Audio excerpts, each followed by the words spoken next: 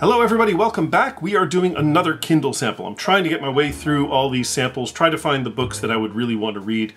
An unfortunate side effect of all of this is I'm actually finding a lot of books that I really want to read. I think the one we're doing today is number 24, I believe. And of these 24 Kindle samples that I've read, there's maybe just a few books that I've kind of looked at and gone, no. But most of the ones that I've read so far are books that I would really like to read, giving myself a whole new problem with a whole pile of books that I want to read, and Lord knows, not the time or the energy, or sometimes the attention span. Yeah, sometimes that happens. Not sure when that started, but I blame Twitter. Anyway, today our sample is this. It is the Jeeves Omnibus 1 by P.G. Wodehouse. So, the stories of Jeeves and Wooster, written by P.G. Wodehouse. I've heard of them, certainly. I know of them kind of as being the origin of our sort of stereotypical kind of English butler character, right? The very kind of flat-affected, humorless, and yet at the same time extremely incisive butler character that we've seen on a lot of TV shows and movies. As far as I know, this is maybe the origin of that character. And I've heard that it is very funny. From, the people who've referenced it and talked about it, is that if you want a nice lighthearted laugh, then Jeeves and Wooster stories are great. This, I guess, is an omnibus of several stories. Thank You, Jeeves, The Code of the Woosters, and The Inimitable Jeeves. So there we go. I find it interesting as I was thinking about this, that I know Jeeves is the butler and Wooster is the guy who hires Jeeves. And I find it interesting that Wodehouse decided it is Jeeves and Wooster, right? That Jeeves is the main character of the whole series, even though the narrator, I think, is Wooster, right? So we'll get to that. We'll look into that and see how that plays out during the sample. So hold on for a second. Let me read the sample and I will be right back and I'll tell you what I think. All right, stick around. Okay, that was fun. I enjoyed that. So, we have, as I was right, Jeeves is the long-suffering butler of this guy Wooster. Wooster is, it seems he's sort of one of those wealthy kind of I guess this takes place in the 30s or so-ish, but kind of he's got wealth, he's got money, and he doesn't really have a lot to do. He doesn't have a job, he doesn't have a career, so he just sort of keeps himself busy with a lot of stuff. And this one begins with him becoming obsessed with an instrument called the Banjolele, which is like a ukulele version of a banjo, which is driving everybody nuts.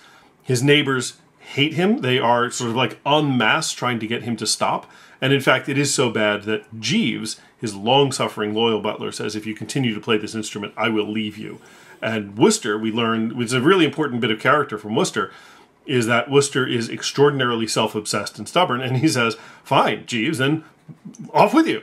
Go. I don't need you anymore. And it's heartbreaking and terrible. But yeah, Jeeves is your classic long-suffering butler. There's a fun running joke that I like throughout the book where Wooster is trying to come up with a literary allusion of some sort from like Shakespeare or Homer or something like that, and he'll feed Jeeves like a really broken version of the line he wants, and Jeeves knows what the line is. That's really nice. So we get an immediate understanding of who these two characters are. Jeeves is very, very intelligent. Wooster is not as intelligent. Jeeves is doing his job the best he can. Wooster is almost certainly a terrible boss to work for because he is flighty. He doesn't really think about other people. He's kind of inconsiderate, and he doesn't really have a job to do. So that was fun. So anyway, the kind of central conflict of at least this sample is that, yeah, Jeeves leaves Wooster because Wooster refuses to quit playing the Banjolele, which is ridiculous, but this is a funny book. So there we go. And it takes them we follow Wooster to a garden party where he ends up kind of meeting the woman that he was briefly engaged to in New York before her father stopped it. And he meets her and her new fiancé, and we get into this whole fun classic thing of like, he's in love with her, but he won't tell her, and we know that she's in love with him, and so Wooster comes up with this whole plan to try to get him jealous, so he kisses her, and that goes horribly wrong. And it's just a whole comedy, it's a farce, is what it is. If you like a good farce, where it's all based on some pretty easy misunderstandings. There's lots of entrances and exits. Everyone is a little bit stupid, except maybe for Jeeves, who's not. It's a fun read. It is entertaining and light and pleasant. Yeah, I enjoyed reading it. It is very relaxing. And I think one of the things I really liked about reading this is it kind of filled in a gap for me in sort of a reading genealogy. So as I'm reading this, I can see how Wodehouse is a natural successor to Oscar Wilde. If you've ever read Oscar Wilde, like The Importance of Being Earnest, for example, or one of those, maybe not Dorian Gray, but some of his more silly, sort of flighty stuff, he loves the idea of writing about and making fun of the idle rich. And he plays with language so well, and he has such wonderful dialogue and beautiful relationships between characters. And I think Wodehouse is kind of building off of what Oscar Wilde was doing, and he's developing his own take on that, but I can absolutely see the DNA of Oscar Wilde in P.G. Wodehouse's work. And then from there, I can see how his work influenced writers that I grew up with, like Douglas Adams and Terry Pratchett. When I read this, and it was like filling a little gap, and I could see the continuity all the way from Oscar Wilde to these modern writers that I really liked. So I enjoyed that a lot too, of kind of being able to figure that out. So yeah, it was lovely light reading. It was very nice. It was fun. As I said before, I found it interesting that it is Jeeves and Wooster, not Wooster and Jeeves. Basically, the whole series making Jeeves essentially the main character, technically. But he's not, because Wooster is the narrator. But it tells us that Wodehouse certainly maybe respected Jeeves more as a character to give him first billing. Because, yeah, Jeeves is intelligent.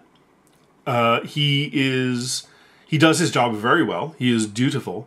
And he doesn't really mess around with people. He does the job. He doesn't try to interfere in other people's lives, unless, of course, it is part of the job to interfere in other people's lives, which he does kind of do in this sample. So if you want something, a lovely little comedy of manners and community and kind of dumb rich people doing dumb rich people things, I think this is going to be fun. I enjoyed it. It was good.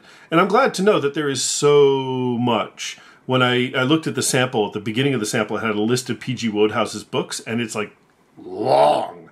This man wrote a lot of books.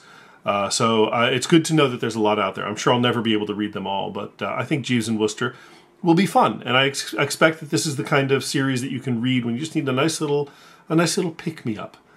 Something to sort of, if you've been reading a lot of heavy stuff, like The Origins of Totalitarianism, you read Jeeves and Wooster to kind of feel a little bit better about the world, or at least make yourself happy. So, am I going to read Jeeves and Wooster in the future? Almost certainly. Like I said, I've come into the new problem of I've got all these books now that I want to read and not enough time. But Jeeves and Wooster is definitely going on the list of, yes, I would read these books. So, if you've read these books, if you're a fan of Jeeves and Wooster, if you can extend that little timeline, that little genealogy even further, that'd be a lot of fun, if you know how to do that.